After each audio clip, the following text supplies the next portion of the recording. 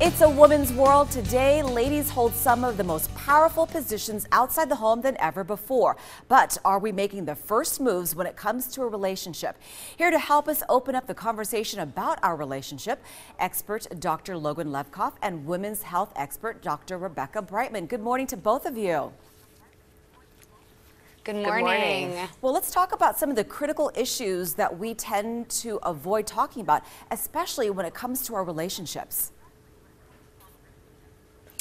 Merck just released the results of a survey of over 2,000 women between the ages of 18 to 40. And it was all in an effort really to see what are women talking about or not talking about when it comes to their sexuality and their reproductive health. And the results are pretty shocking in many cases. And here's just one example.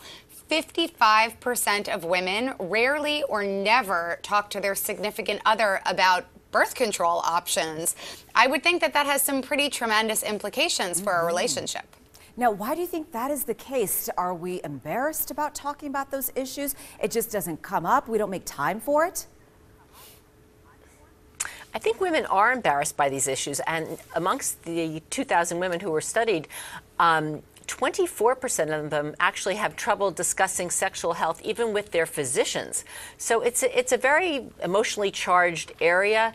Women feel very vulnerable having these discussions, but they're really, really important. In fact, 29% of the women in the study waited for their own doctors to initiate the conversation about contraception. So women really need to take ownership of this and realize that, you know, it is kind of awkward talking about these things, but as an OBGYN, I talk about it all the time, and they need to really talk to their doctors and talk to their partners.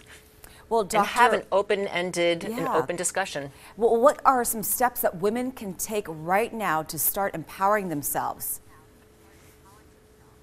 The first thing women need to do is to acknowledge that sexuality is a really important part of our lives. It's not something that we should put on the back burner. You know, we're successful in all of these other areas, and when it comes to our sexual and reproductive health, we sort of put it on the back burner and say, oh, it'll wait till later. Well, it won't wait till later.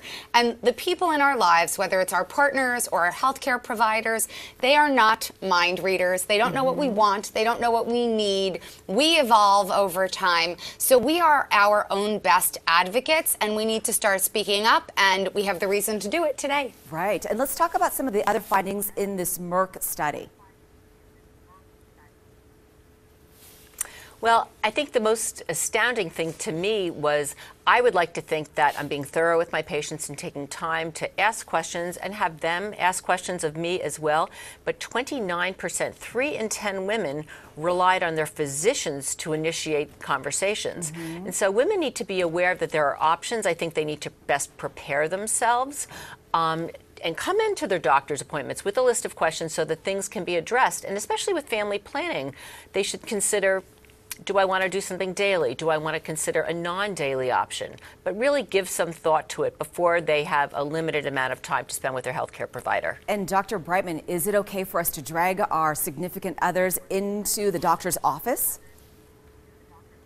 Absolutely. Absolutely. I think many young men are put off by being in my office, and I can clearly tell when it's the first time they've ever been in an OBGYN's office. But I think it's an important conversation for a patient to have with their partner, and sometimes because it's so awkward, they feel better having the conversation in my presence, and that's absolutely fine with me, and I welcome them. Yeah. But you bring up a really good point, which is this is a partnership not just between significant other and woman, but also couple plus doctor. I mean, all of these decisions that we make impact our relationship, so we should really have everyone involved. Yeah, the time is right now to start talking about it. Thank you, ladies. You're very welcome. Get off the sidelines and make the first move when it comes to relationships. To find out more on how, just head to the website right there on your screen.